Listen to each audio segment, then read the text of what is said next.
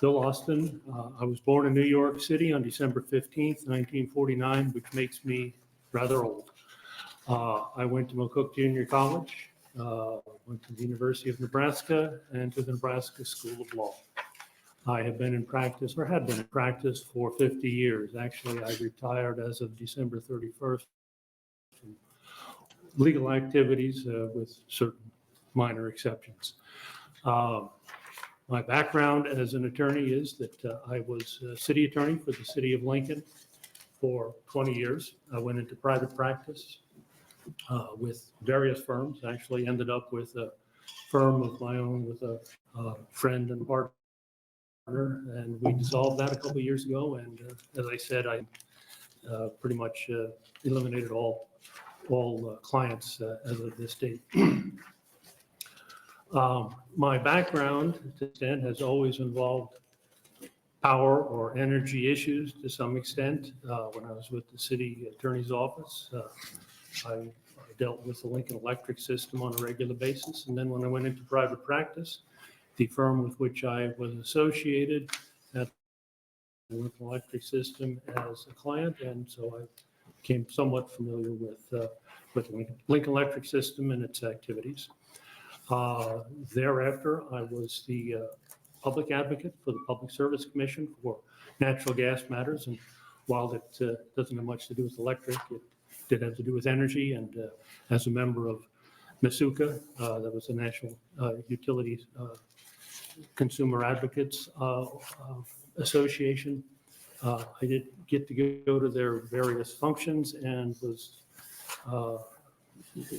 I encountered an awful lot of electric issues that they dealt with.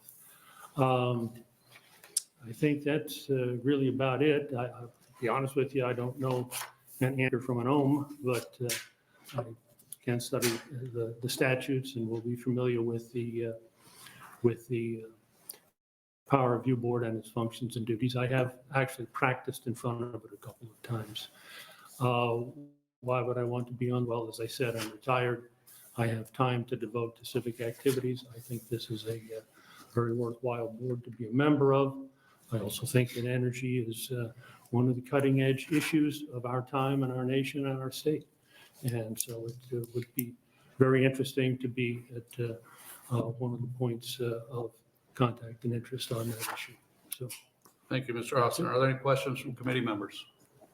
Sir Kavanaugh. Thank you, Chairman. Thanks for being here, Mr. Austin. Thanks for willing to serve.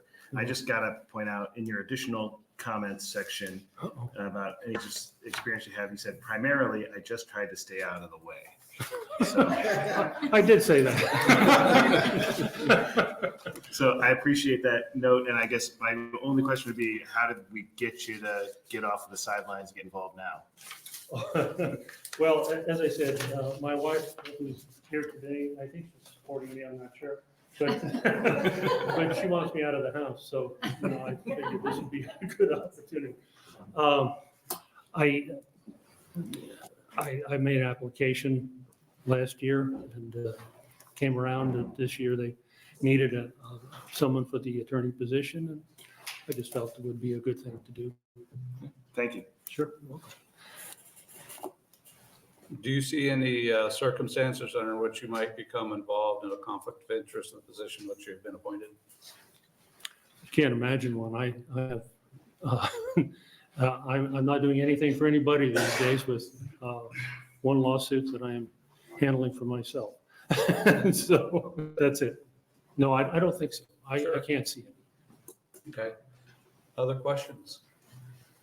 And you've had the opportunity to be on the boards and the meetings already, have you? Well, attend them anyway? Yes, I practiced in front of the board on a couple of occasions. I represented a client. It was a small public power district in northeast Nebraska, and and I have known Mr. Texel for a number of years, so yes, the answer is yes. And I have served on another state board. I was on the Nebraska Liquor Control Commission, which I know a lot more about. Okay. From a personal standpoint. So. All right. Any other questions, committee members? Seeing none, thank you for willingness to serve. Thank you, sir. Anyone like to testify as a proponent for the gubernatorial appointment of William Austin? Please step forward. Good afternoon, Senator Wasselman, Ms. Lamb, and members of the Natural Resource Committee. My name is Chris Dibren, CHRISDIBBERN. I'm here in support of Bill Austin's confirmation to the Nebraska Power Review Board. Mr. Austin, as he said, served as the public advocate for 11 years and on natural gas issues in front of the Public Service Commission. He has a long history of outstanding service to Nebraska through the law, through his clients, and through ratepayers in the state of Nebraska. So I would recommend to the committee to confirm his confirmation to the Power Review Board. I think he'll be an excellent addition. I have attended the Power Review Board for over 30 years. You have sent very good people to the Power Review Board, and I think Mr. Austin will be one of those. Thank you. Any questions? Questions, committee members? Seeing none, thank you very much. Anyone else like to testify in support of the gubernatorial appointment of Mr. Austin? Any other supporters? Seeing none, anyone like to testify in opposition? Seeing none, anyone like to testify in the neutral capacity? Seeing none, that'll close our hearing of the gubernatorial appointment of Mr. William Austin to the Nebraska Power Review Board. Next, we'll have the gubernatorial appointment for David Liegl to the Nebraska Power Review Board.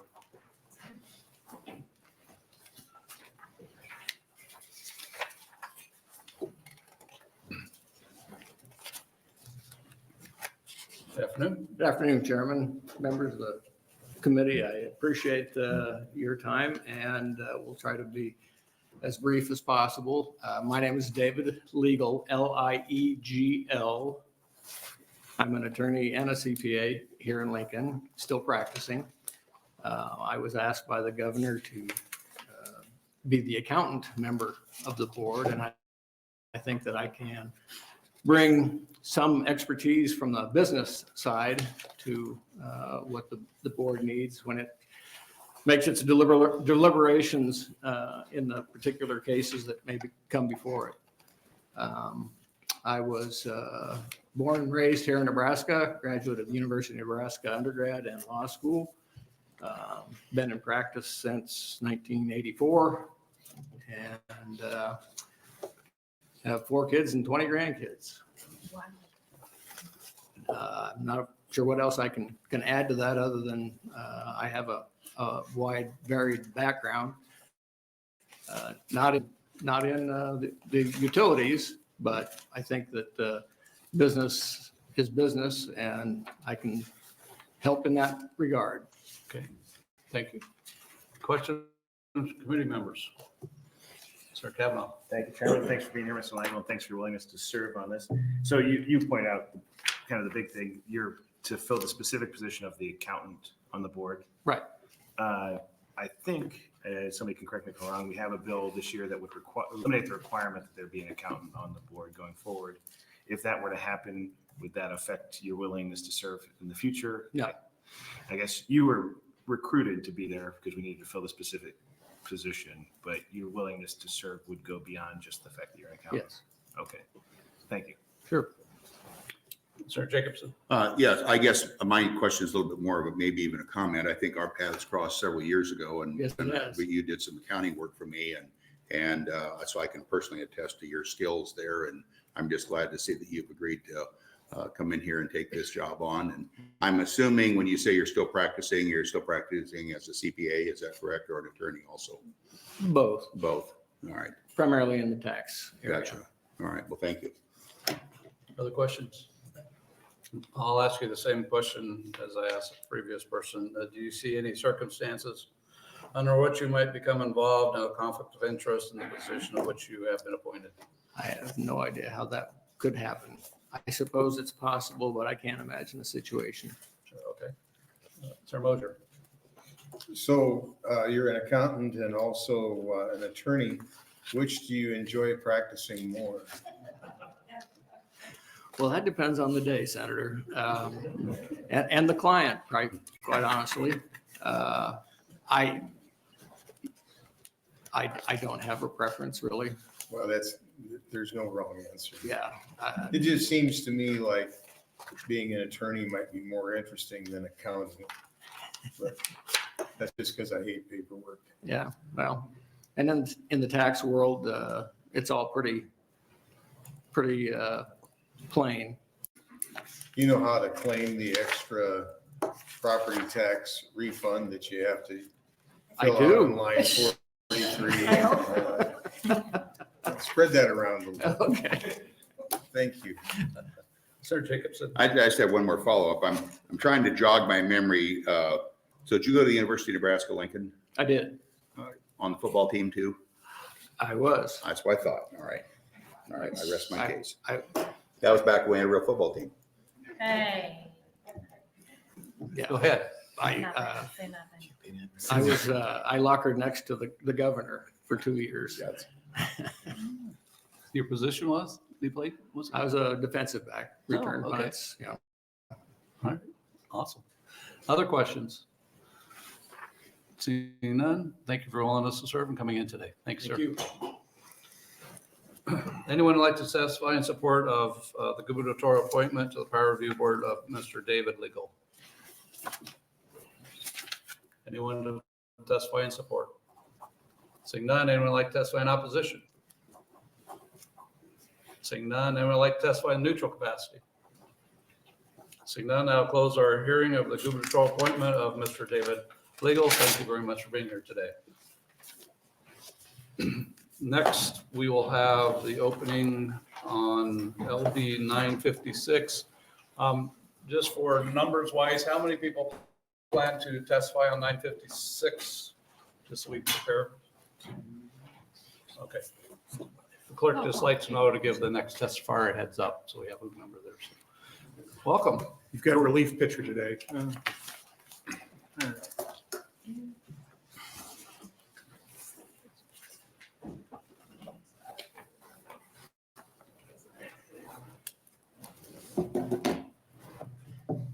Okay. Good afternoon, welcome.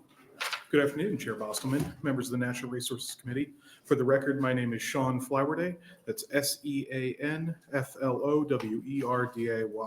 Senator Bostar regrets he can't be here to present this bill. He's actually presenting two directly across the hall right now. We had a scheduling conflict and couldn't move it around. So I am here today to present LB 956 to you, a bill to replace continuously blinking aviation warning lights that are mounted on top of wind turbines with light mitigating technology systems approved by the Federal Aviation Administration.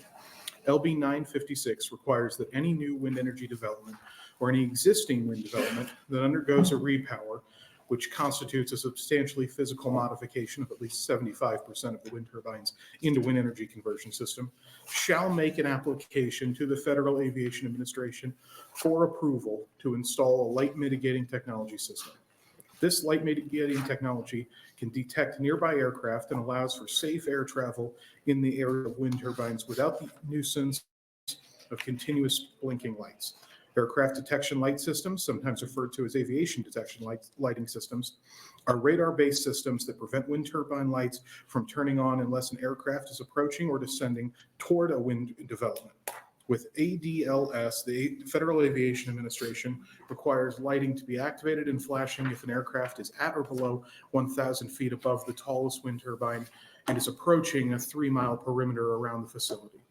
This legislation goes on to clarify that all costs associated with installing light mitigating technology systems will be incurred by the owner of the project and will not fall to taxpayers. We also have taken steps to make it clear that nothing in this regulation will be carried out in a manner that conflicts with federal law or requirements of the Federal Aviation Administration or the United States Department of Defense. This legislation is similar to legislation already passed in Wyoming, North Dakota, and Kansas.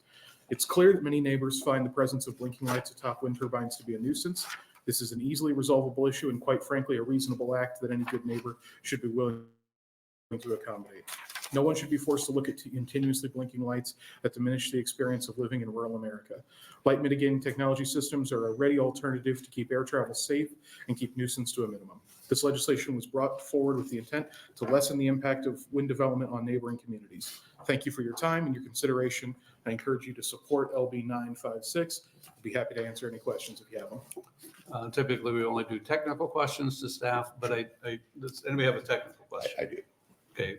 And I appreciate the fact that you're here for Senator DeKay, and I would normally work him over, but I won't you. Bostar. Excuse me. But I guess my question is, I'm just thinking about up in the Sandhills, we have a number of ranchers who will use small single engine aircraft that likely do not have radar, they're not radar equipped.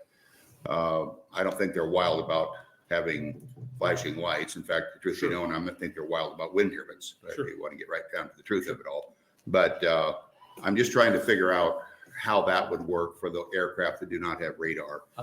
Senator Jacobson, if I may, do you have an expert coming up behind you? Yeah, that's maybe my real question. Is there somebody that can answer that to question? Do you know? Do you have someone? I don't actually know. I can get you an answer on that. I believe that the ADLS technology, I thought, was required by FAA regulations in the airplanes themselves. So I thought that if you were within FAA regulations, that technology was already there. Now I can double check that and get it to you this afternoon. And then that's fine. And I was concerned that there may not be any other testifiers, and that is an answer I'd like to get. Sure. All right. That's Question fine, I'd like yeah. to get the answer to. Is there any technical? Yes, Sarah Hughes. No, it's kind of technical. I don't know. Give it a shot. I'll do my best. Okay. I don't want to. Typically, it's if it's something right within writing of the bill, anything to change. Could it be on the research? The question is, Kansas passed this bill, so do you have feedback on how it's working there? Is that okay? If it, Yeah. sure. I don't have any particular feedback other than the news stories that I've read about it. It seemed like it was well received. And Okay. And was it just passed last it year? was just past this Yeah, last, so. Okay, thank you. Any other technical type questions? Okay, seeing none, and we'll check with Sarah Bostar on some of the questions we may have. If we don't get them answered here and here, we'll check with them. So thank you very much. Thank you. We'll ask anyone who would like to testify in support of LB 956 to please step forward. If you're going to testify on the bill, could you please come populate the front row so we can kind of get questions answered and we know kind of where we're at and move through the hearing. Good afternoon. Chairman Bosselman, members of the committee, good afternoon. For the record, my name is John, John Hansen, Hansen. I am the president of Nebraska Farmers Union. This is an issue that we have been working on for some time and encouraging our friends in the wind development community to look favorably and as soon as possible at this particular kind of new technology, which is already being partially implemented across the state. There are some developers using it, some not, but we think it's a reasonable thing to do in order to better help alleviate some of the concerns of the community. And so if we can protect public safety and still reduce the amount of conflict at the same time, it seems like a good thing to do. And I know that there's been some problems, as there always is with new technology. Never buy the first model of anything. But at any rate, they seem to be working the bugs out. So I'm familiar with some projects that are using this, and folks think favorably of it. And I don't think it's excessive regulation. So from a process standpoint, if you think about public power in our state, putting out requests for proposals that are really driven in many cases by, is it a competent developer and what is the price point? And knowing that we want to try to keep prices low in our state, I think from a process standpoint, I think this is good legislation because it says that everybody's going to be bidding with the same standards. And so one developer won't have an advantage over another one by virtue of the fact that they don't use this technology, if you follow my drift. And so that way, if we can raise the standard and everybody's bidding using that standard, then we've sort of equalized the difference between bells and whistles, if you will, on the turbines. So with that, I'd end my testimony and be glad to answer any questions if I could. Thank you, Mr. Hanson. Questions? One question, when you said it's currently being employed, it's like in other states. We don't have this systems being deployed in Nebraska. Do we have them in Nebraska already? Yes. So what's the need for the bill if we already have them? Well, because some are, some aren't. Oh, I got you. I'm trying to be tactful here. Yeah, are there more than one types of radar system, deployment system they have? Are there more than one company, more than one types that they use? Do you know? I do not know whether there's competing technologies that do the same thing. Okay. Other questions? One question, I guess, just if we had someone here, more technical person, but the question I have is just how they function, how they work, where they're placed on the turbine. If the blades are on one side and it's here and it's supposed to be looking out that way, is there interference from the rotation of the blades with that or not? And I'm sure you probably don't know that part of it, but it's kind of a technical question. I'm curious how you make sure you've got 100% coverage, because my understanding is when they look at these, they go per turbine. So you don't do the whole field. They look at one turbine, then they go to the next turbine to make sure that they have proper coverage. And I just don't know how that works. And I've never heard a technical explanation by a company explaining exactly all of those kinds of things. And we do have a developer that has uses this technology. And that was one of the reasons that we've been encouraging that developer to have an open house and explain how that technology works. Sure. But it doesn't take very long to exceed my technical expertise. I think kind of going along with Senator Jacobson said, is there a size of a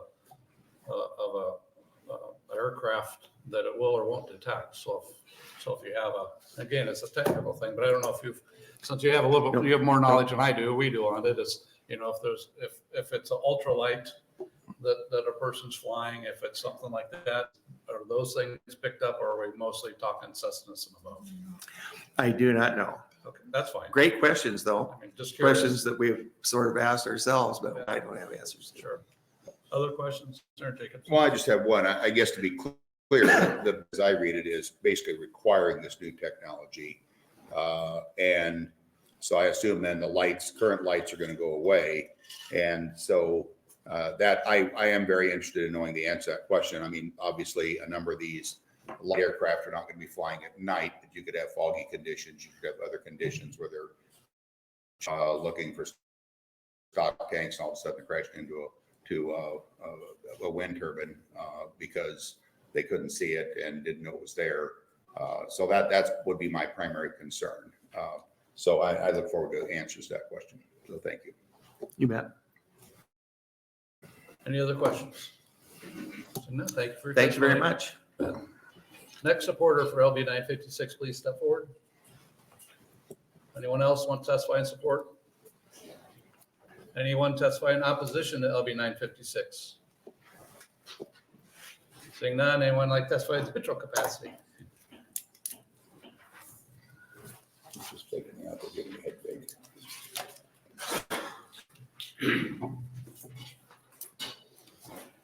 Good afternoon, welcome. Good afternoon. Good afternoon, Chairman Bosselman and members of the committee. Thank you for allowing me to be here today. My name is David Bracht, and that's spelled D-A-V-I-D, last name B as in boy, R-A-C-H-T. I'm an attorney with QTAC Rock and a registered lobbyist with Catalyst Public Affairs. I'm testifying today in a neutral capacity on LB 956 on behalf of Invenergy LLC, which has had operating wind projects in Nebraska for more than 10 years. First, to be clear, despite coming in the neutral position, we are very supportive of the general concept of LB 956, particularly to the extent that it applies this light mitigating technology to new projects, because Invenergy, as in my experience, all of the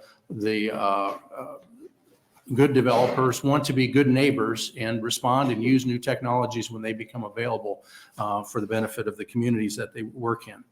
However, requiring this light mitigating technology, or it's sometimes referred to as aircraft detection lighting systems, on existing wind projects outside of a repowering or recontracting does not recognize the way these projects are financed or operated and will result in an extreme hardship on those current owners. I've spent much of my career in economic development in Nebraska, both in agriculture and in the broad range of renewable energy, both as ethanol and biodiesel, and I've done that both as a banker and as a lawyer. I also had the privilege to be the state Nebraska Director of Energy during the prior administration and served in that role from 2015 until late 2018. When I became Director of Energy, Nebraska had less or just barely over 700 megawatts of wind capacity in operations. Today, we have over 3,500 megawatts, representing a $6 billion investment, paying over $37 million each year to landowners in lease payments, and in my mind, very important, $17 million each year in property taxes to the local communities where those projects operating. And that doesn't even speak to the jobs that are held there. Some of those 33 wind projects that are currently operating today have been operating for nearly 20 years, which is nearing the end of a typical power purchase agreement that wind projects are generally constructed under, which are typically from a 20 to 25 years. The term of the power purchase agreement is really significant because it goes to the financing of how these projects are. Because there isn't a fuel cost, all of the cost is front loaded, and consequently financing becomes very important. And the way the power is sold is typically on a flat price or perhaps with an inflation inflator over a 20 or 25 year period. Adding at the end of 10 or 15 years of operation, after all those contracts have been put in place, a new significant expense is a really extreme financial hardship. And one, frankly, I'm not sure even we'd have to think about how it would even be reflected, because these projects typically operate as standalone businesses. So that's the concern that we have, and again, are testifying in a neutral position. I'd be happy to answer any questions. Thank you for your testimony. Questions from committee members? Sir Kavanaugh. Thank you, Chairman. Thanks for being here, Mr. Brown. So I was kind of following along what you're saying and trying to find a spot in the bill. So your concern is about the requirement that by 2035, if folks haven't repowered by then, they still have to install. That's correct. So under the terms of the bill, and perhaps going to what Senator Jacobson had asked about as well, this requirement would apply to all new projects, which is dealt with just by it becomes a cost and would be calculated into that corporation. The second type of project I would call is any project that is being repowered or recontracted. And again, you'd be in a situation, what we mean by repowering is, particularly as we've seen technology improve, I think about it and spend a lot of time in Greater Nebraska talking with farmers. It's like having a combine, a really expensive combine. Well, combines are pretty expensive too, but a really expensive combine on the top of that tower. And so in a repowering situation, we've had one project thus far in Nebraska do this. They'll deconstruct either completely or just the turbine nacelle and put in a new ones for the project. The bill as written would require in those situations that an ADLS system also be added. Where the concern comes from, and I kind of go in length in the hypothetical, let's say you had a project that began operating in 2020. And so starting in 2020, 15 years out, under the law, section 2B1 of the proposed bill, not later than 2035, that project would have to have this system added. And in that hypothetical, if I had a project that had been commissioned in 2020, 2035 comes around, it's been operating for 15 years, it only has 5 years left on its PPA, that owner, that business is going to be faced with a fairly significant, more than fairly, multi-million-dollar capital expenditure on a project that all the contracts are already fixed, all the lending arrangements are fixed, and is only going to operate for another 5 years. And so that's really the challenge that we see within the bill. And I would note that, and looking at Kansas, Colorado, Texas, I've listed them in my written testimony here, South Dakota, all of those, and I believe at least in a couple of those states, a provision that had no matter what in so many years was considered. And I don't believe any of the states adopted that for the very same concern that you'd have, again, a business with fixed contracts and this new government regulation that imposes a new requirement that was unexpected. So I've got two follow-up questions for you, sorry.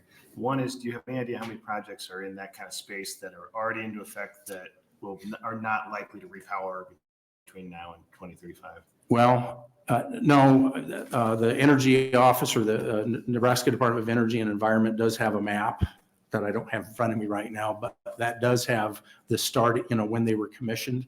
We have seen a fair amount of activity.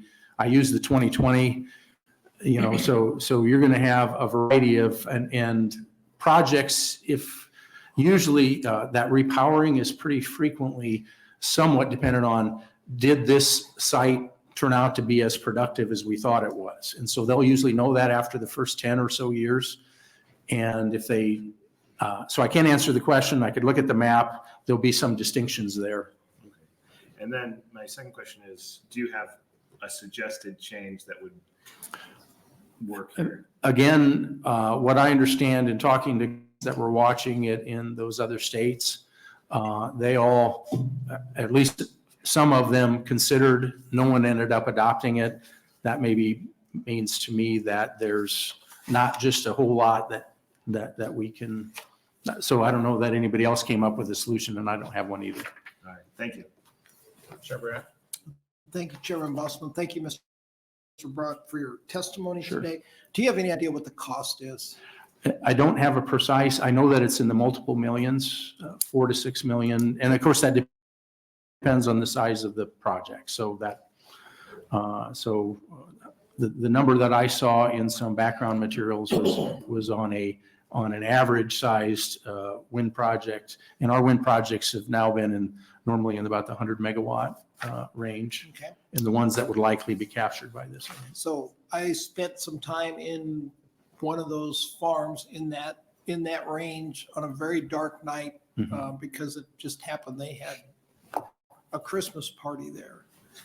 It's blinding in the dark when all of these go off and you're in the middle of these towers. I would hope a solution could be found sooner than 15 years or 2035 for the people that just live right underneath these. Sure, and certainly understand that, and Senator Brandt, I think this reflects among a number of different things that as we've seen the development, wind is somewhat newer here, although, as I said, we've got projects that have been operating for 20 years. Going to Iowa, they've been operating for 40 years. And so this would be an example where the industry has been looking for, because of that reason, technologies that met the regulatory requirements. The FAA was, it had to meet all their requirements as well. So that certainly is, something to consider. One of the things I'd underscore again, though, is this is a valuable natural resource to the state of Nebraska. It provides a significant amount of property tax to the local communities in there. Yes, there's things that aren't as nice. I grew up in a cattle yard. After it rains, you don't want to live on a cattle yard either. It's all those things that we have to think about. How do we support the businesses and the communities that are there? And so I agree with you trying to come up with those things. I'm looking at it as an individual business, though. If you had all your contracts set up, I only have 5 years. That multi-million-dollar expense, there really isn't anywhere else for it to go for that money at that point. All right, thank you. So what's the market for this technology? Is there more than one company? Do you know? Is it competitive? Are we tied to only one company that puts on the? What I believe is, and I didn't have it in the direct notes I could refer to when you had asked that earlier. I think the answer was that there's currently 2 vendors. And to dig a little bit deeper, one of the concerns that we'd have is exactly that point in a time of supply chain disruptions. And then if you've got limited number of vendors that, being able to do that. But again, it's really an important technology. So in general, Invenergy and frankly, most developers I work with are in support of these kind of technologies. We just want to hope that there's given some flexibility to be able to work through that. But I guess my comment or question would be, you have in your instance something 15 years in, but the developer, the owner of that facility is the one who determines whether you continue on with that contract or not the property owner. It's just the developer, the owner of that property. And what we've heard from Public Power over and over again is the need for new generation is significant in this state. That we're going to have to build new generation, a lot of to meet the demand, the load that's coming on. So my question kind of comes down to, at what point in time do you include these other ones? Because exactly what Senator Brandt said, we got to wait till 25 years to figure out something that's 15 years in. Well, then if we're another 5-10 years out before you put these light mitigation systems in, you're talking 20-30 years on that facility that could have had them 15 years ago. Where is that break point? Where is that point that company now makes that investment? Because the way it sounds to me, the load is there, the need is there for a long time. So we can't. I can't give a precise, but what I think that following your line of thought, which is, and I can tell you this, there's a lot of front end cost to building a wind project. And so the reason they get repowered is because I don't have to do all of those steps again. It's really just the technical, what do I replace? Do I have the transmission that's necessary? So in the scenario that you pointed out, which we've all heard, that the growing demand for power, that's going to likely mean many of these projects are going to be repowered. And so I'm really looking mostly at those relatively few. I'm speculating on relatively few, but that's what I think. The relatively few that for whatever reason end up not being repowered. And so those will be the ones that are likely where circumstance will occur. I had the occasion to actually a couple times on some projects and driving back and forth to far southwest Kansas. And something that was striking to me, and you see this too when you're going from Omaha to Chicago, when you're driving across Iowa, you see the changes in technology, length of blades, shapes of blades, a whole variety of things. First wind project I worked on in 2007, I know it was less than a 1 megawatt. I think it was a 750 kW turbine, but maybe it was a 1 megawatt. Now we're talking about 3 or 4 because they're using these new technologies.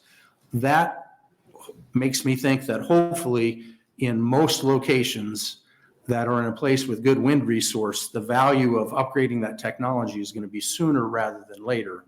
And that's what we'll end up seeing. And so what I'm wanting to avoid, however, is that remote occurrence where it's not a great place, but it ends up really being a burden again on a business it's a Nebraska business generating jobs, lease payments, revenue, and under a set of contracts that it's going to be hard to figure out who covers that expense. Well, Okay. All right. Any other questions? Seeing none, thank you for your testimony. thank you. Appreciate the opportunity. Anyone else like to testify in neutral capacity on LB 956? Seeing none, some technical, then that closes our hearing. We do have 10 proponent comments, 1 neutral comment on LB 956. That will close our hearing. On LB 956, our next bill will be LB 969. Senator DeKay. It's an aircraft detection radar on the tower. And it's So this is natural resource. Welcome. Good afternoon, Senator DeKay. Good afternoon, Senator Bostelman and members of the Natural Resources. For the record, my name is Senator Barry DeKay, spelled Barrydee, capital Kay. I represent District 40 in Northeast Nebraska and am here today to introduce LB 969. This is a very simple bill which would increase the dollar threshold for advertisement of sealed bids for public power districts. currently in a district with a gross revenue of less than $500 million, which Norris Public Power would be an example of.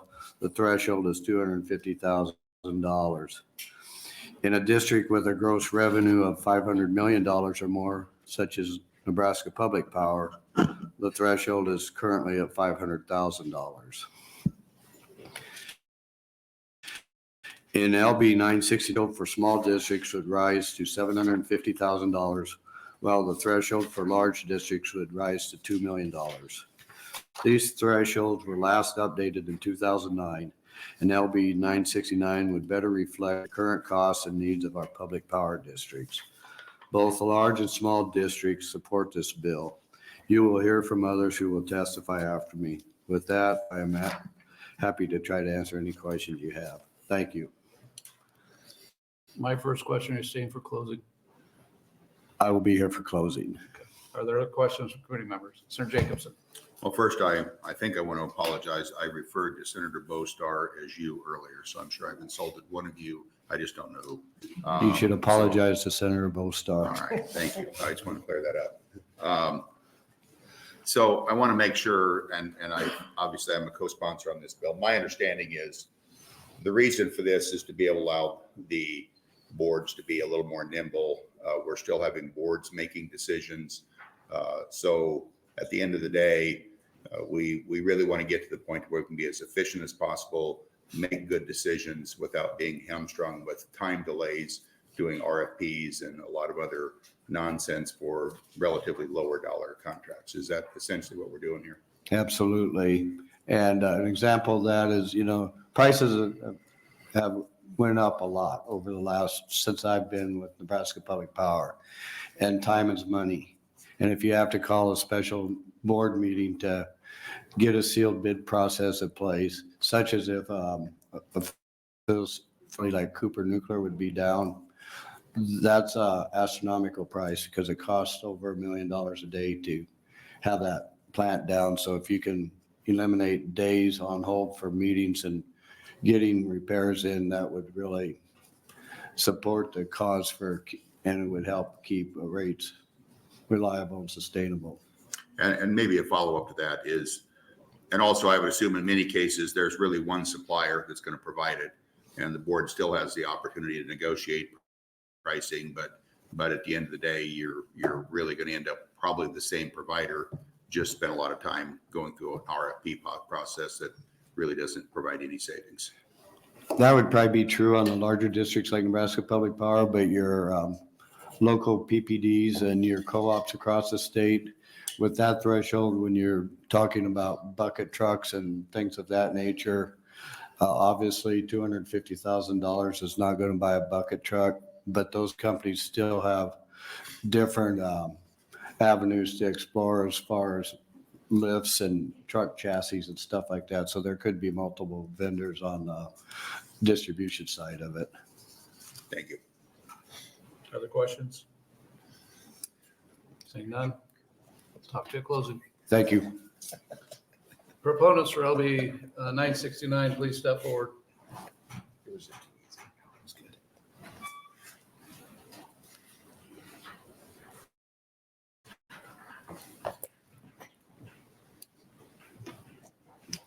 Good afternoon.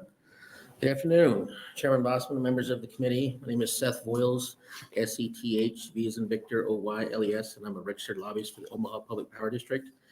I'm testifying in support of LB 969 on behalf of OPPD, the Nebraska Public Power District, and the Nebraska Power Association. The NPA is a voluntary association representing all of Nebraska's approximately 165 consumer-owned public power systems, including municipalities, public power districts, public power and irrigation districts, rural public power districts, and rural electric cooperatives engaged in the generation, transmission, or distribution of electricity in Nebraska. Thank you for the opportunity to testify to the committee on this important legislation. I'd like to thank Senator DeKay for sponsoring this worthwhile legislation. As he said before, the statute 7637 is designed to provide a method for public power districts to obtain competitive bids on larger dollar projects for the electric system.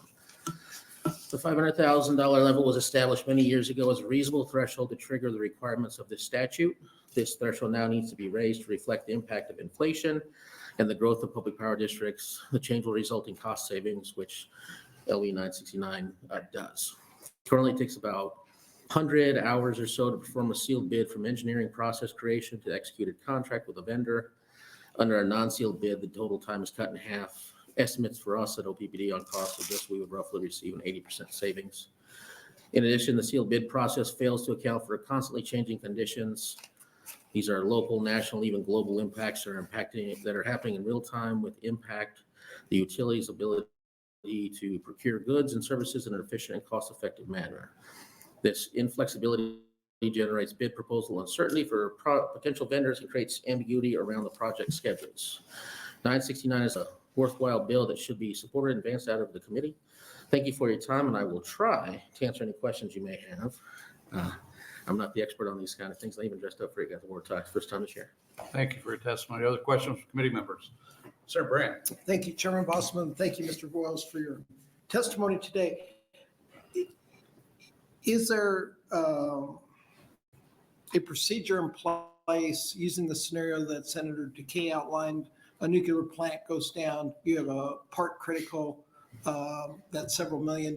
Surely you don't have to wait to do a request for bid and put out a bid package and wait for that to come back before you can get back into operation. I'm going to be speculating a little bit, so I can get back to you on it, but I believe that if there's something in emergency, we can do kind of an emergency procedure to do those kind of things, just in case. All right. The other thing too, on some of these things, no matter what happens, even if, Senator Jacobson was exactly right, this is going to help us and alleviate our boards from having to do a lot of these. But our board is also briefed on all this stuff too, so they know what it is. It's just not having to go through the formal procedures of that as well. So, but on something emergency, yeah, we can, on emergency situations, I think we can act. All right. Thank you. Sir Kavanaugh. Thank you, Chairman. Thank you for being here, Mr. Boyles, and I really do appreciate you wearing a tie. I didn't even notice. Mike and I are, Senator Jacobson and I are like Abbott and Costello. So thanks for being here. So for those of us who are maybe a little less informed in how this process works, there are two purchase acquisition processes we're talking about here, sealed bids and non-sealed bids. Can you just sort of give me the broad strokes of how each of those works, what's involved? Well, that is probably the broad strokes that I am able to give. I will get you a formal answer on that from my guys who do these bid process. I'm a registered lobbyist, so I probably know as much as you do on that. Sorry. Well, I'll ask you a follow-up then. So do we have an idea of how many acquisitions exist in this delta between, for a building like, or an organization like OPPD, between, was it 500,000 and 2 million right now? Yeah, and we're quantifying that now. We were trying to get that because a lot of the things that we do are within that threshold anyway. It could be from switchgear, whatever it is, even small things at times now with inflation, it's getting over that threshold. So we're trying to quantify exactly how many of those things we have now, and we'll get that to the entire. Okay, thank you. I guess my question would be along the same lines I have is if you looked at these rate that 250,000, 500,000 was set. If you go to the CPI over years, the growth over years, where would we be today to where we're at now? I guess going from 500,000 to 2 million seems like a bit of a jump. And I'm curious, I think it's along Senator Kavanaugh's question is like, what does this affect? How much, what are we looking at, a number of purchases, those type of things? So if you get back with us, that would be great. I will absolutely get you all those numbers. I don't have those numbers off the top of my head, but I promise I will get them for you. Okay. Any other questions? Sir Kavanaugh. Senator Bosman, again, this is like everybody's got inside my head today. Thank you, Chairman Bosman. I did run the CPI numbers on this for us. So the 250,000 adjusted for inflation from 2009 is $363,196. And so the other part would be twice that, which I was just trying to do the math, but about $720,000. So that's the CPI adjustment from 2009 for the two values. For the 500 or for the quarter million? $250,000 would go up to 363,000 adjusted for CPI, and the 500 would go up to 720,000 28,000, we'll say. I can get back to you with the actual math here in a minute. I was just doing it longhand while we guys were talking. And we can get that from our accountants too. That's fine. Any other questions? Senator Jacobson? Just one, I guess maybe I'm not asking for the technical side, but I would just maybe point out that when it comes to bucket trucks and some of these kinds of things, when you do bids, sealed bids, obviously the board or management would put together the specs for that bid. So you can imagine that if I spec out a truck that only, say, Mack or Kenworth or somebody builds, they're probably going to get the bid because you can spec it out.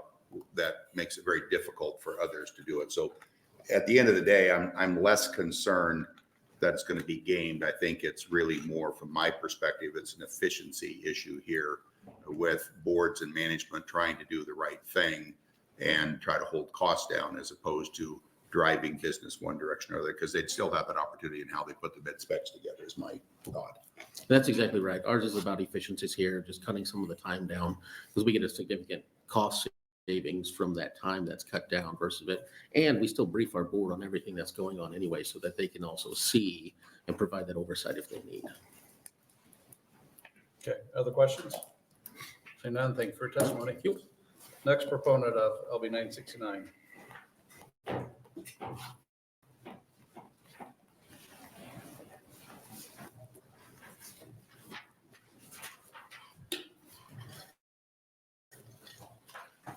Good afternoon. Afternoon, Chairman Bosman, Senators. I appreciate the opportunity to speak to you in support of LB 969. My name is Gwen Kautz, GwenKautz, and I am the General Manager for Dawson Public Power District. I'm also representing the Nebraska Rural Electric Association in my capacity to testify today. I have worked under the $250,000 bid for years, and it has served us fine. But with a lot of the changes that have happened in the last few years, I can tell you that it is no longer sufficient. I appreciated Senator DeKay's bringing this bill forward. So I want to give you a perspective using one distribution system component. I have a lot of numbers, and that's why I gave you a handout so that you can take a look at the changes. So in 2005, we purchased a 10 MVA and it's a three-phase transformer for a substation. We purchased one. We have 50 substations. So in addition to that, we try to have a spare. That's part of the deal. In 2005, it was $168,000. In 2012, it jumped up to $240,000. In 2017, it dropped. That was a federal administration change. And then in 2022, we had to look at $532,000 for a transformer. Keep in mind, we still need to buy two. We received 6 sealed bids, and they ranged anywhere from $1 million to about $400,000 and $500,000 if we're going to round it up. What was interesting this time around is the bids came in a little differently. They were firm fixed pricing bids or index pricing bids. So in 2022, when that transformer cost us $532,000, that was a 154% increase over the last time we bought one. So we learned that waiting is a difficult area, but it's not just waiting for the bid process. I know you asked the questions about how long does it take. These transformers were anywhere from 55 to 104 weeks out. And when you're asking about contingency plans, that's what the second transformer is for. But if we lose 2 of them in a year, we're still 104 weeks out at the maximum. The other thing that is significant here is manufacturing processes. These transformers are typically either square core or round core. We have our own preferences, and Whether or not the low bid was going to meet that, we wouldn't know until they came in. So the firm fixed pricing indicate, oh, I'm out of time. Finish. Go ahead and finish. Firm fixed pricing meant that they would give us the high price then, and would, upon delivery 104 weeks from now, we would still pay that price. Index pricing mean we would have to pay for the price at the time of delivery. And that they could not guarantee that price to be the same. In fact, they guaranteed it would not be the same. Okay. Thank you for your testimony. Are there any questions from committee members? Sir Kavanaugh? Thank you, Chairman. Thanks for being here. I appreciate the numbers and looking at it. So I guess first question is, Dawson would fall in the first category of under 500 million. Is that right? Yes. Okay. And so can you kind of explain the distinction in the processes? So you guys had to do a sealed bid. Yes. Which it takes longer. Yes. Can you just kind of walk me through how long that takes and what's all involved? Okay. We have, first of all, we have to put the specs together of what we need. And that could take an engineer, depending on the engineer's boss, which is me. And I pushed it. Had to get that going. And then you have to advertise in 3 newspapers, say, I think twice. And that's another 6 to 8 weeks. And then you have to give the manufacturers time to bid. So technically, we're looking at 2 or 3 months before we do the bid opening. Then you can do the bid opening, then you've got to wait for the board meeting for them to approve the recommendation. And that could be anywhere from 1 week to 3 weeks from the time we open the bids. And the other is, I'm sorry, what's the name of the other purchase that we're talking about here? Are you talking about the firm fixed pricing or the index? No, pricing? I'm talking about this bill. We're allowing you to do under 250,000, or I'm sorry, under 750,000. You don't have to do a sealed bid. That's correct. What's that called? Just an open, that's just an open. Okay. It would actually be a very research project meeting the specifications that we currently use. So, and I really should say that this is not something that would be abused. Public power districts are charged with providing low-cost, reliable power. And we do our shopping. So, well, okay, just to go back. So that process, what's involved there and how long does that take? That would be a matter of identifying the manufacturer, and we would probably look at 2 or 3 of them and finding the best buy. And then there's some components in that we pay for, I think 30% up front. When they deliver it, we pay another 40%. And by the time the process is over with, there's a testing, and we pay the final 10% of that. Thank you. Sir Brad?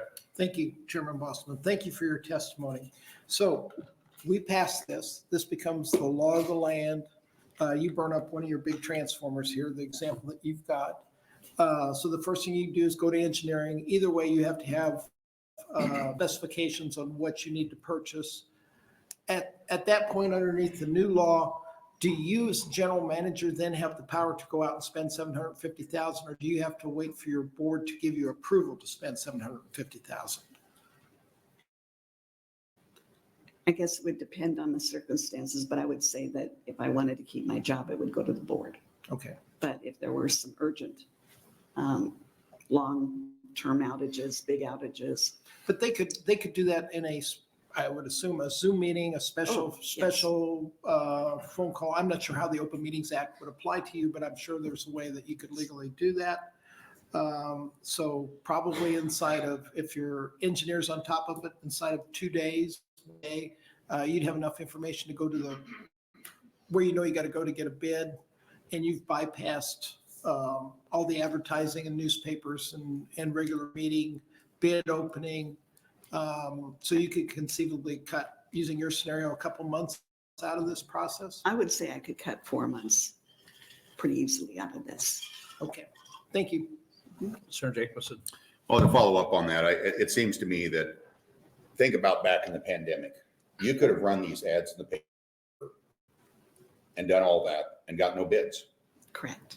Or you could figure out what your needs are, call the suppliers that you know are out there that provide the product, find out, first of all, if they got availability, find out what they're willing to sell it to you for, contact 2 or 3 others, figure out the lowest price, order it, and have it delivered in business. Is that pretty much the deal? Yes, that would be wonderful. And along with that, you've talked about there's a square core and a round core. And I would assume you'd try to spec it out, but you're going to probably get bids that if you want, let's just say round. I don't know whether that's your favorite one or not, but it seems it would be. I like round. And they bid and say, here's the price, and they send you a square one. So I guess. We're still in the core because we need the transformer. Exactly. So I'm again to sometimes we get so caught up in government and governmental regulations that we drive costs higher. We cause significant inefficiencies.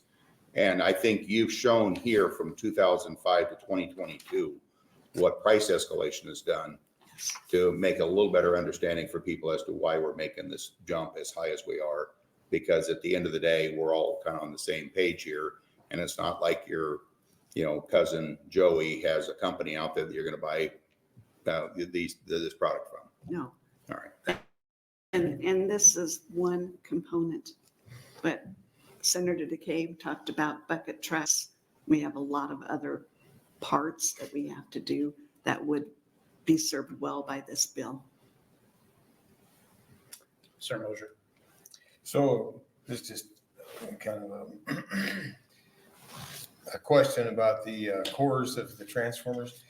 Are some more efficient than others or more reliable over time? Pick one shape of core versus another. As it's been explained to me that when you select a square core, there's a little bit more pressure on the corners. And the conductors are bent in sharper angles. And but maybe it doesn't mean that there aren't preferences for that in certain areas. It's not one of our preferences. We have square cores out there. Yeah, well, that's more than enough for me to understand. Thank you. Sir Kavanaugh. Thank you, Chairman. I'm glad we got to the answer on that one. So just kind of going off what Senator Ziegler, why do we have a distinction at all? Why do we not allow our public utilities just to purchase everything through a open bid process then? I don't know. It's been this way since I started in public power, which was almost 30 years ago. So we're very cost conscious. We're very driven by our directors that are elected by the people. I would say that be responsible and accountable on any cost. Well, if anybody else can tell me what we're worried about, why we have distinction. I'm just curious why I don't know. If we were to make this change, the board could still choose to require certain items to be bid on under 750,000, right? Yes, sir. Still go through the other bid process. Thank you. Yes, sir. So in your example here, your transformer, I think 3-phase transformer, 05 is 168, 22 it was 532,000. Where do most of this type of a transformer, substations, inverters, other type of equipment they're purchasing, where's that coming from? We have, there's a plant in Missouri. I know that the larger transformers can come from Mexico, but we do have some vendors. Virginia has some. So just on the size of the transformer or the equipment per se as to where that's coming from, or overseas, other places overseas where it comes from? Okay, thank you. Other questions? Seeing none, thanks for coming today. Next proponent for LB 969. Any other proponents? Seeing none, anyone like to testify in opposition to 969?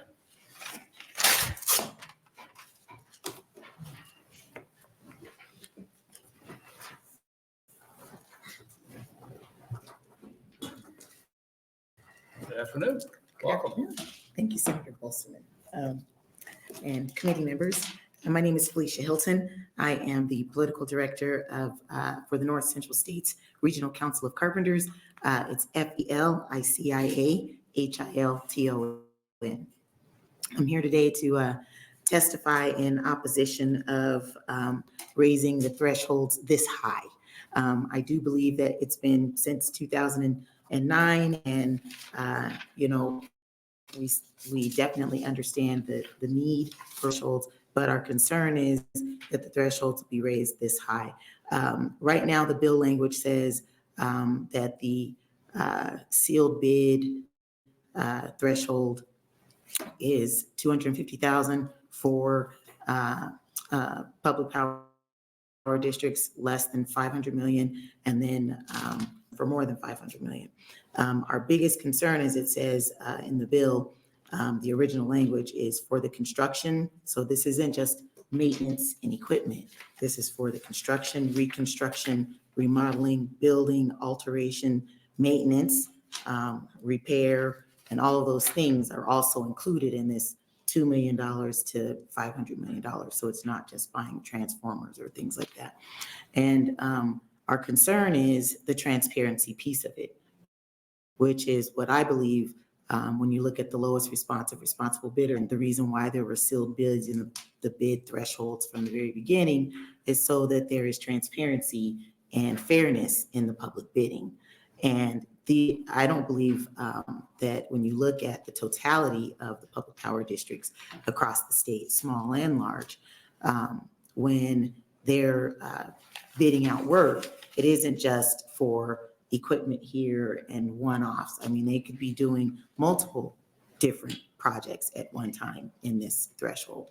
So you could be doing multiple $2 million contracts without them being up for bid, and them coming up with the specs and having engineer do their due diligence, but at the same time, not going out for bid.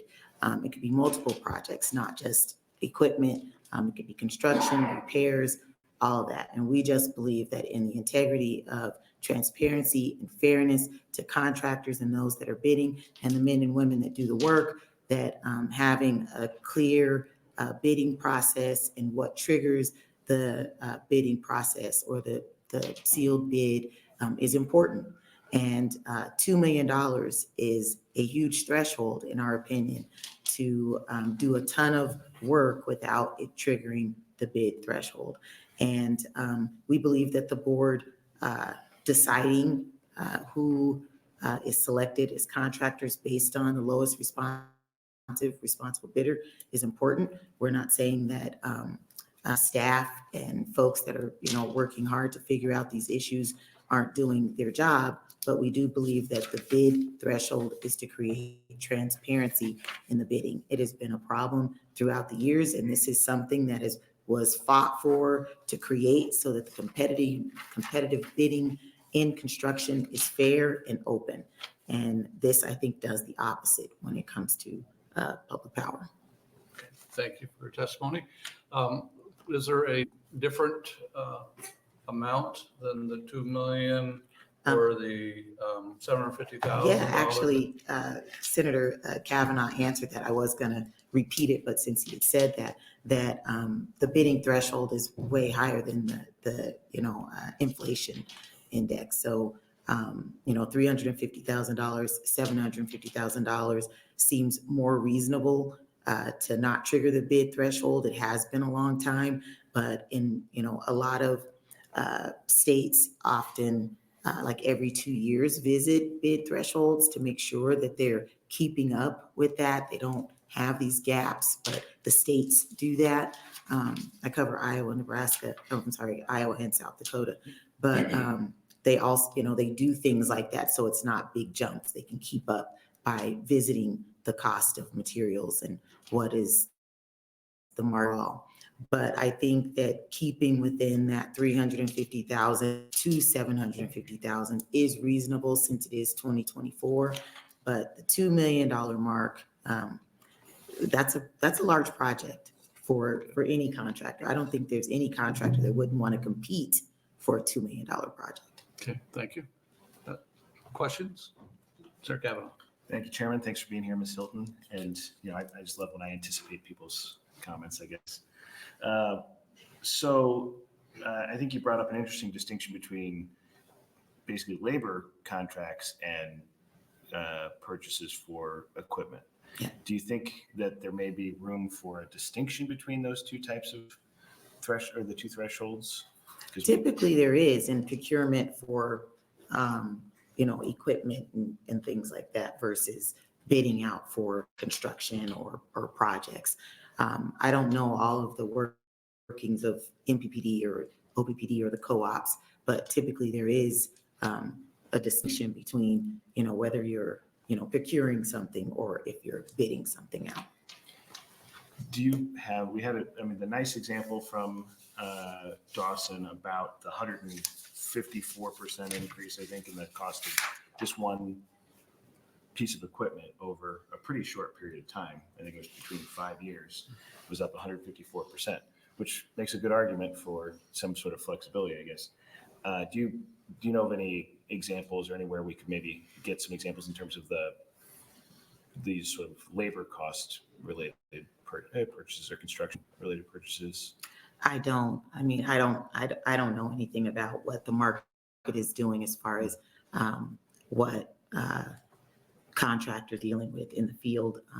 But on the labor side, I would, say that when it comes to contractors bidding work, especially if they're contractors that, have a real payroll, they have work comp, unemployment insurance, healthcare, and all those things, versus a contractor that has all their labor off the books and they're bringing in workers to do it off the books, that makes a difference. And so when you're competitively bidding, it makes sense to see those bids. If you see something really, really low and you see a couple of bids that are really close together, you see one really low, then you can start to question, why is this bid so low and these bids are closer together? But I can't really address like what the market is doing in the energy sector because there's wind, solar, there's all kinds of ways in which it varies. Okay, thank you. Other questions? Seeing none, thank you for coming in today. Thank you. Anyone else like to testify in opposition to 969? Any others in opposition? Seeing none, anyone like to testify in neutral capacity? Seeing none, Senator DeKay, you are welcome to close.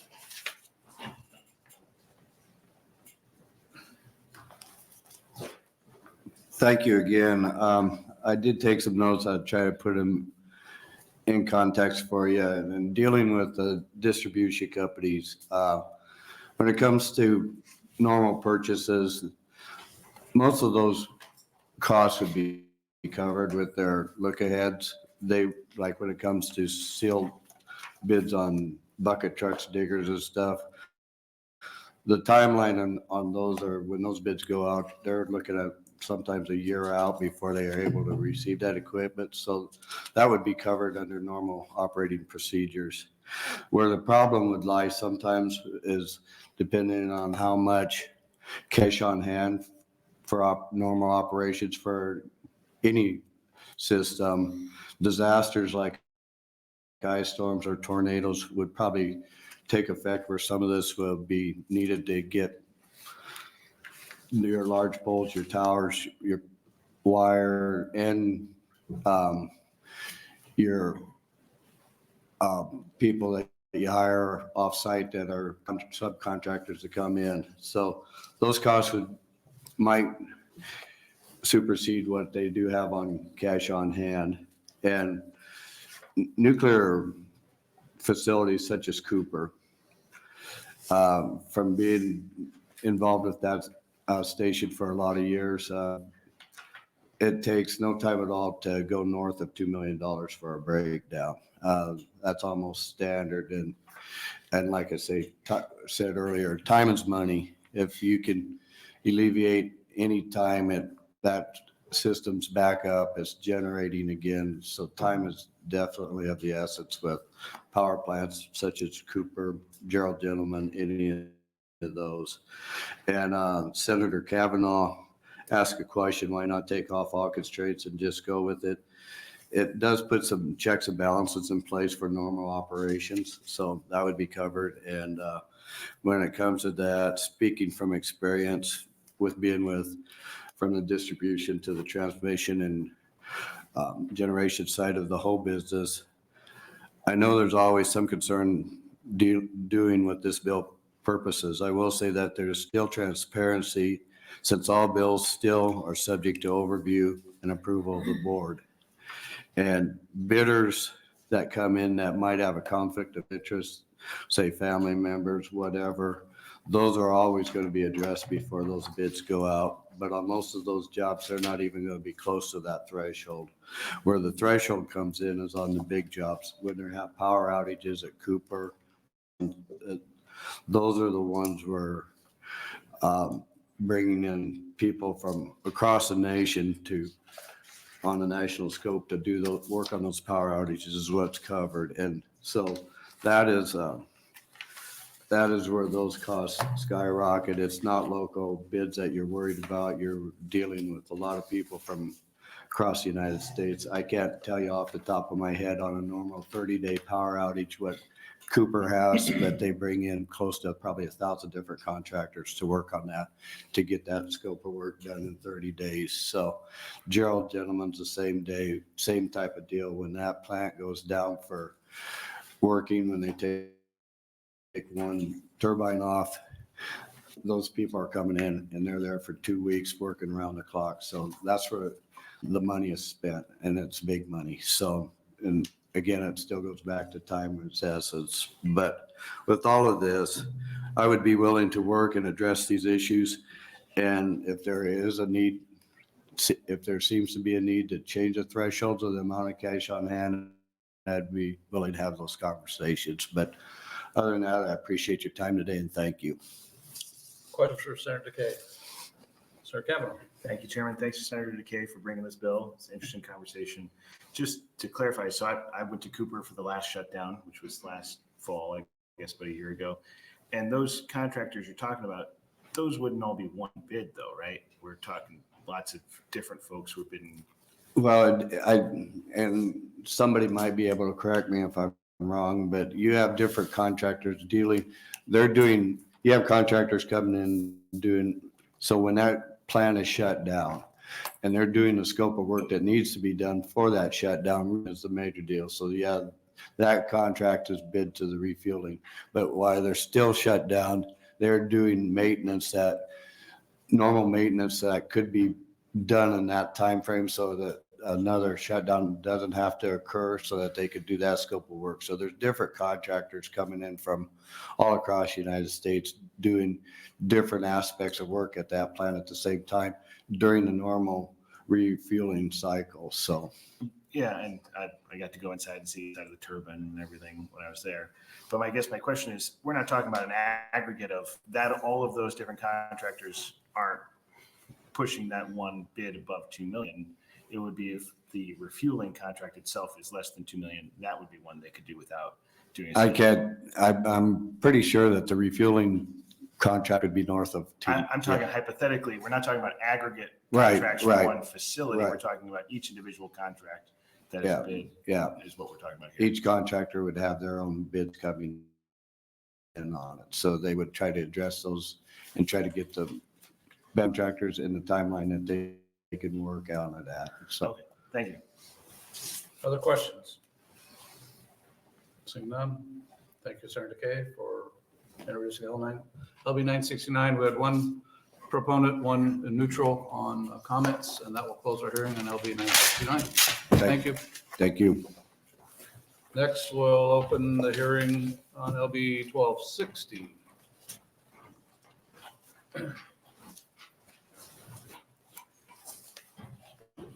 Feeling kind of naked now without my tie on after Kavanaugh's comment, so if I could borrow a tie from somebody, I'd do that. I have one in my office. You have one here? Sorry.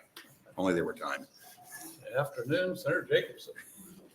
Thank you, Chairman Bostelman and members of the Natural Resources Committee. As you know, my name is Mike Jacobson, Mikejacobson.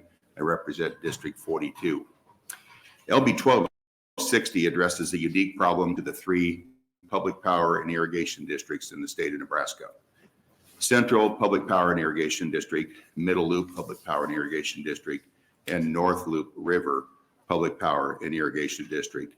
These three public power and irrigation districts were created under Chapter 70 statutes.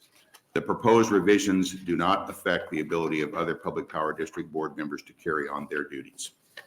LB 1260 allows members of the board of directors for public power and irrigation districts who are irrigation customers to discuss and vote upon annual irrigation delivery rates. It also allows directors who have homes/cabs at district-owned lakes to discuss and vote on lot leases.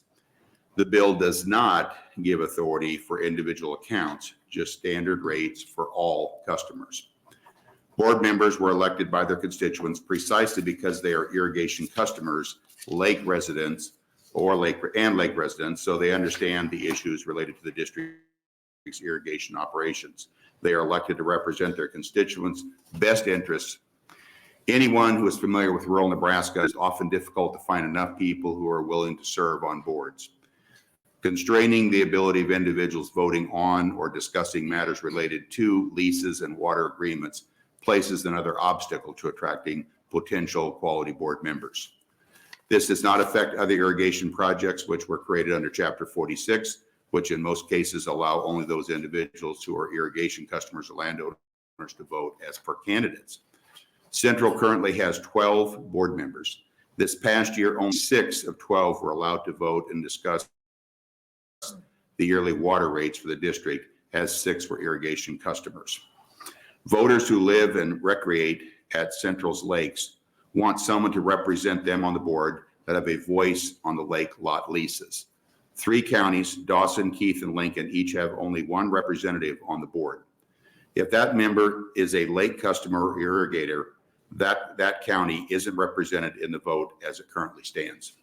Because Central's project is so diverse and complicated, it is imperative that board members are fully educated and informed about district operations. No one is better qualified than those who utilize the services the district provides.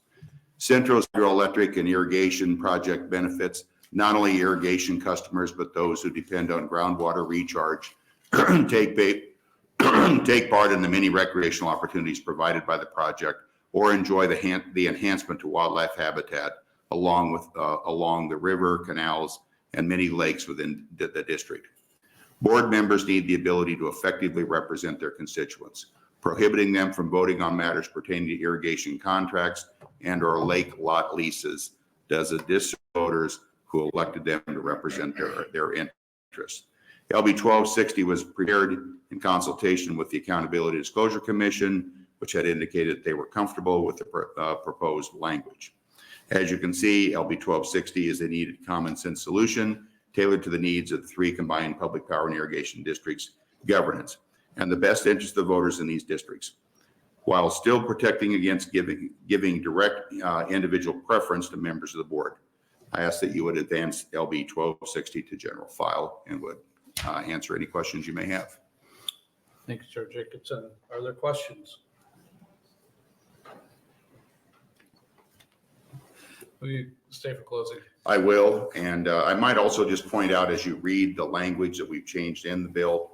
I know the first time I read it on page 2, you can see what we're changing. It is the intent that there would not be the ability to vote on individual contracts that specifically impact that individual board member. However, they would be able to vote on projects. So like, as I said, if they're an irrigation customer on these blanket contracts, and of course also on the leases, those are all standard language. So if there were some other individual matter, that would be covered elsewhere in the statutes from an accountability disclosure standpoint. Okay, very good. Thank you.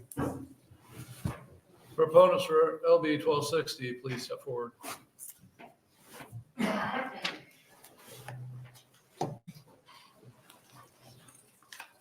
Good afternoon.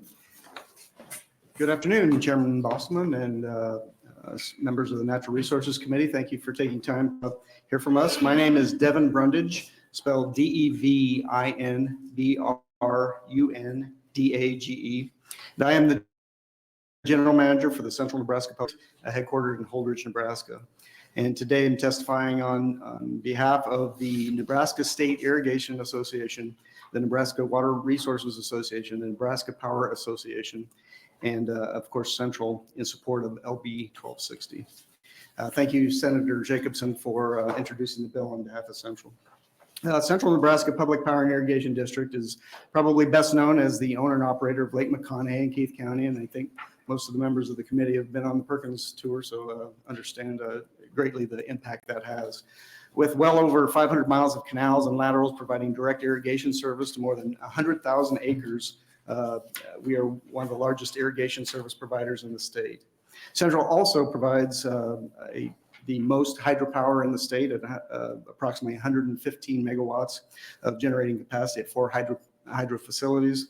And we also provide a number of additional benefits throughout central Nebraska, including the contract storage for water for other irrigation and hydropower systems, recreation and cooling for other generation facilities, aquifer recharge and natural resource enhancement. Public power and irrigation districts are political subdivisions governed by publicly elected boards. And though they are not public bodies, they are also not taxing entities. And instead, we finance our not-for-profit operations through the services we provide to their customers. In the case of Central, we have 12 directors, as you heard, across 6 counties. Our primary revenue sources are from those hydroelectric sales, providing surface water irrigation, residential leases around our area lakes. As you would expect, Central's irrigation and residential lease customers look to elect fellow customers to represent their interests on the board. These customer directors bring important perspectives regarding how district policies, including a direct personal understanding of how contract terms and rates impact the district's customers. A valuable perspective that the organization and I benefit from as general manager of the district. Approximately 4 years ago, a question was raised by a constituent and an advisory opinion was provided by the Accountability and Disclosure Commission regarding the limits to the director's ability to vote on these topics. Unexpectedly, that resulted in our irrigators not being able to work on general term water service agreements and the rates, as well as our lease customers talking about lease terms and lease rates as a whole class of customers. Simply put, LB 1260 would allow these directors and Public Power and Irrigation District with residential leases or water service agreements to participate in discussion and vote on those topics. This would restore the historic and important role whereby directors with the unique perspective of the coming from a perspective of their customers bring. I would add quickly that, as you heard, irrigation districts formed under Chapter 46. And I thank you for your time and would welcome any questions you might have. Thank you for your testimony. Questions from committee members? Senator Kavanaugh? Thank you, Chairman. Thanks for being here, Mr. Brundage. So Senator Jacobson talked about, essentially he said this would allow folks who are irrigators or have leases to participate in votes pertaining to those things, but still wouldn't be able to engage in self, essentially. That is correct. This was for a class of customers. If you think about a traditional public power role, I pay for my electricity and I vote on the rates for that class of customer. I can't strike a deal on my own rate for my own personal meter. Same concept. The ability for those directors to work on general form leases and general form water service agreements and the rates that would apply to all customers. And how many people are we talking about have leases? Around, are you talking residential leases or water service agreements? Well, when you're saying leases in this section of statute, I guess I assumed there were leases on land. So we'll go with lake leases. There's approximately probably 800 to 900 total at all of our area lakes, maybe close to 1,000. Okay. With water service agreements, I'll just jump to that, probably around 1,100 different accounts from different unique customers. And so just to clarify, they would be able to set the rate of what each one of those 1,100 pay, but not pick one person's particular one.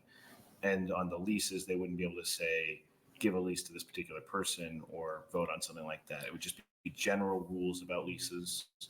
That is correct, Senator. Oh, thank you. And it would even go to the point of if I have other dealings, and it happened in our last board meeting, the ability to change a water right, for instance, individual action. And if a director were part of that, it would have to abstain from that action.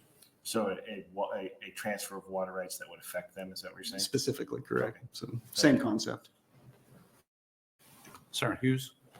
Thank you, Chair Bosselman. Good to see you again, Devin. I feel like I'm a little bit lagging behind, but the NADC had the problem initially 2-3 years ago, or whenever that happened, right?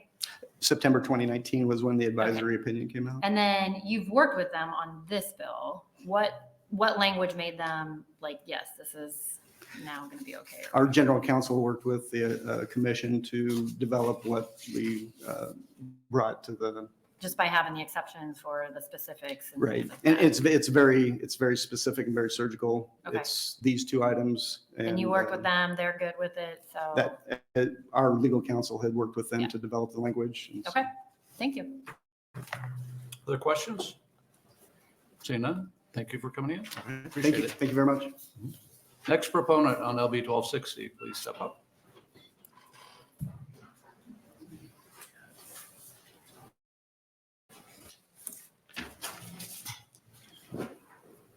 Good afternoon.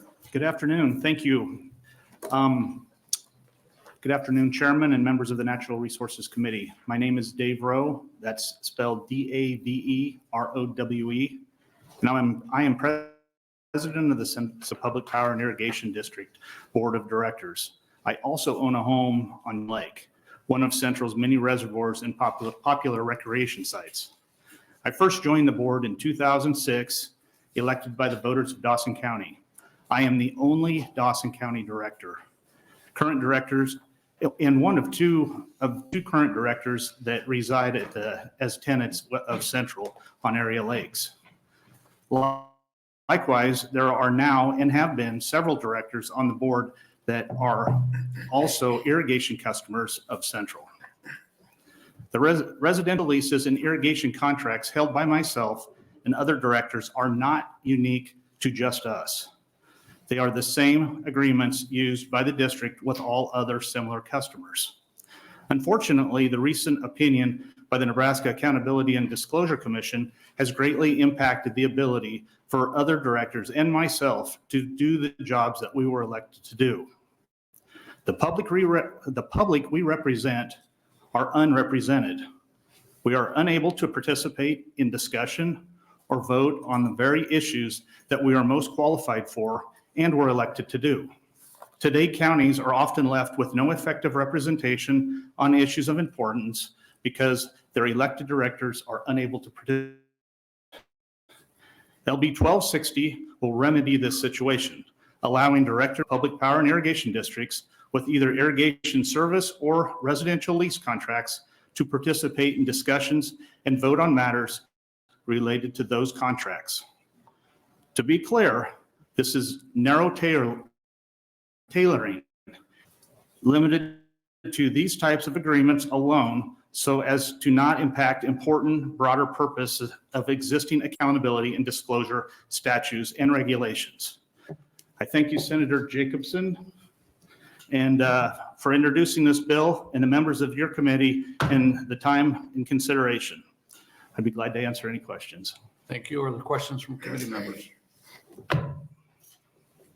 Seeing none, thank you for your testimony. Thank you. Next supporter of LB 1260.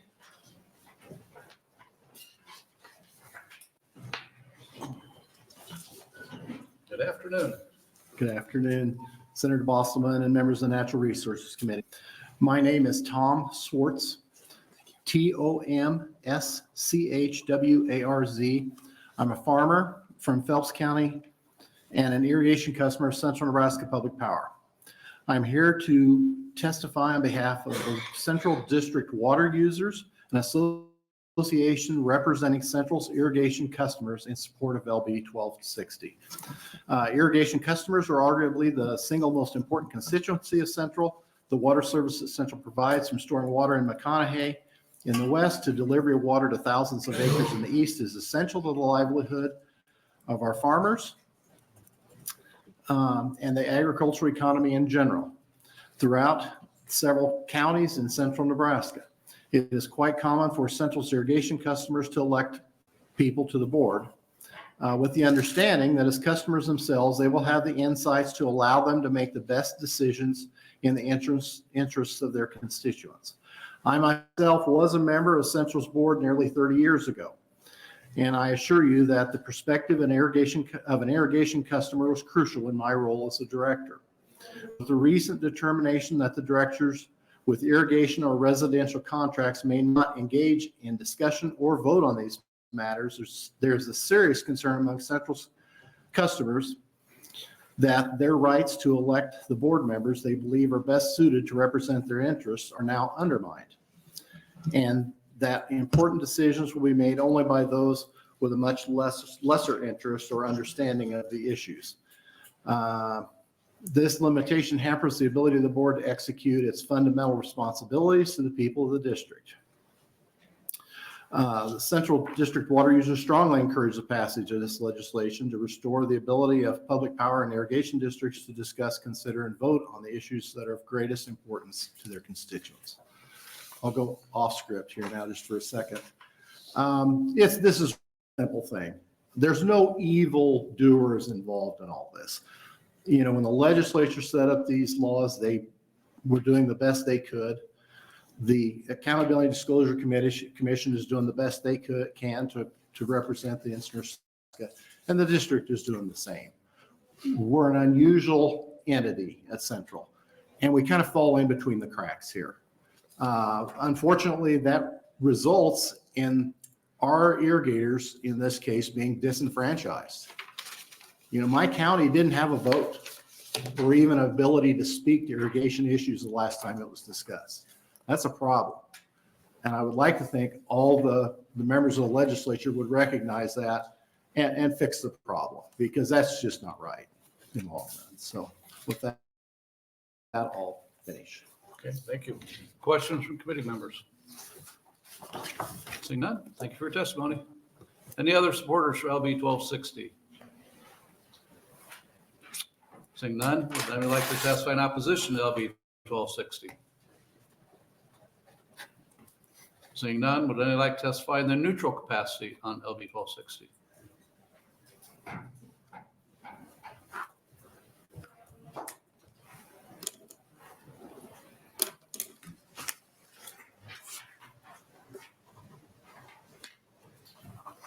Good afternoon. Good afternoon. Chairman Bosselman and members of the Natural Resources Committee. My name is David Hunter, D-A-V-I-D-H-U-N-T-E-R. I serve as the Executive Director of the Nebraska Accountability and Disclosure Commission. I'm appearing on behalf of the Commission in a neutral capacity as to LB 1260. The Nebraska Accountability and Disclosure Commission has addressed the same issue in Advisory Opinion 205, which was adopted in 2019. In that opinion, the Commission took the position that members of the Central Nebraska Public Power and Irrigation District who had contracts with the district should not vote on such contracts. This opinion was consistent with the Commission's treatment of other elected officials under the provisions of the Nebraska Political Accountability and Disclosure Act. That is, an elected official who has a financial interest in a matter before his or her governing body is required to abstain from voting. LB 1260 carves out an exception to the conflict of interest law as it applies only to directors of public power and irrigation districts formed under Chapter 70 of Nebraska statutes. We note that LB 1260 does not directly affect the Nebraska Political Accountability and Disclosure Act. Instead, it adds a provision to Chapter 3. Creating an exception to the general conflict provisions is a matter of public policy which we leave to the legislature. Therefore, the Commission has elected to remain neutral while providing some context for LB 1260. Thank you for the opportunity to testify today. Thank you for your testimony. Other questions from committee members? Sir Jacob. Senator Kavanaugh. Thank you, Chairman. It's just a day where we're confusing everybody's names. Thanks for being here, Mr. Hunter. Nice to see you. Well, first off, can we get a can you provide us a copy of that advisory opinion? So Yes, we can look at it? absolutely. And then you're saying this is a policy matter that's left up to us. Is it, as written, is it clear enough in this proposed bill that someone can engage in the debate and vote on irrigation contracts, but it will not allow them to vote on their own personal irrigation contract or their own leases? Is that? To me, I would have to get back to you on that. Okay. Because it's pretty big distinction between voting, with the equation we're having, we're equating it to somebody being on OPPD board and voting on electrical rates, which makes perfect sense to me, and voting on the rates that we're charging irrigators makes sense to me. But if there's somehow we are missing something and we're allowing people to engage in some sort of self-dealing, that by doing this, I think that's the thing we would all be nervous about doing by making this change. Is that clear enough? Yeah, I agree. It would apply to directors of public power and irrigation districts. I'm sorry? I agree. Okay, thank you. Further questions? Not seeing that. Thank you for your testimony. Thank you. Anyone else like to testify in neutral capacity on LB 1260? Seeing none. Sir Jacobson, you're welcome to close.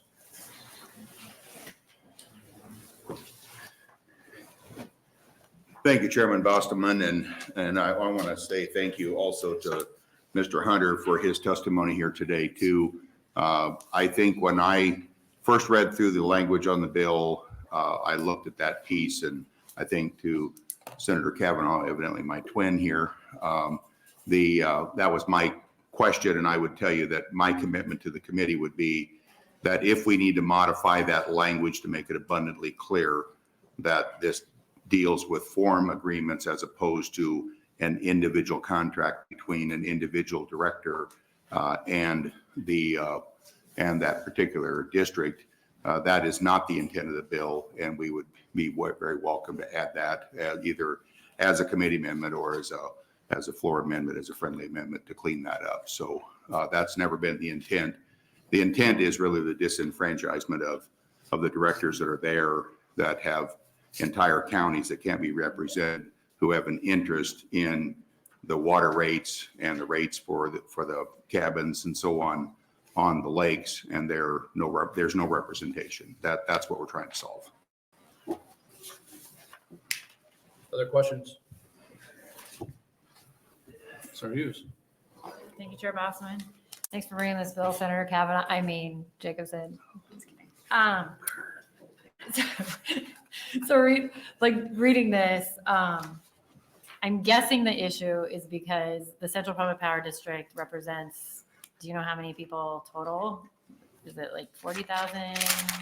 Well, I think you first of all, you look at the irrigators. But it's like a couple hundred, or 1,100, 1,200. Well, that's just the irrigators, and then Yeah. you look at the the cabins, so they do lease on the cabins, and you got the irrigators, and of course, then you're setting the rates for everyone else.